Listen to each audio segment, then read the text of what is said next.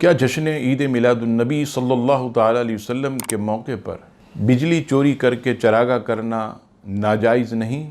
جواب سماعت فرمائیے، جشن عید میلاد النبی صلی اللہ تعالیٰ علیہ وسلم کے پرمسرت موقع پر ہم جو چراغاں کرتے ہیں وہ ثواب حاصل کرنے کی نیت سے ہوتا، لہٰذا چوری کی بجلی استعمال نہ کی جائے، کیونکہ بجلی چوری کرنا یہ حرام ہے اور حرام کام سے بچنا چاہیے۔ ہمارے علماء اس بات پر عوام کی توجہ دلاتے ہیں کہ عوام اہل سنت چراغاں کرتے وقت بجلی چوری سے بچیں۔ الحمدللہ ثم الحمدللہ، گزشتہ کئی سالوں سے ہمارے بھائی میلاد مصطفیٰ صلی اللہ تعالیٰ علیہ وسلم کے موقع پر چراغاں کا بل کے کو ادا کرتے ہیں، اور اس بل کی کاپی اسی مقام پر ہمارے بھائی میٹر کے ساتھ چسپاں کرتے ہیں۔ ہر شہر، ہر علاقے میں پابندی کے ساتھ یہ کام ہونا چاہیے۔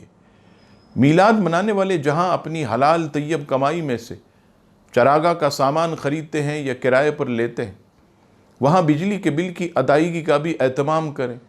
کئی علاقوں میں تو یہ سلسلہ شروع ہو چکا ہے، ہر جگہ یہ سلسلہ شروع کرنا چاہیے۔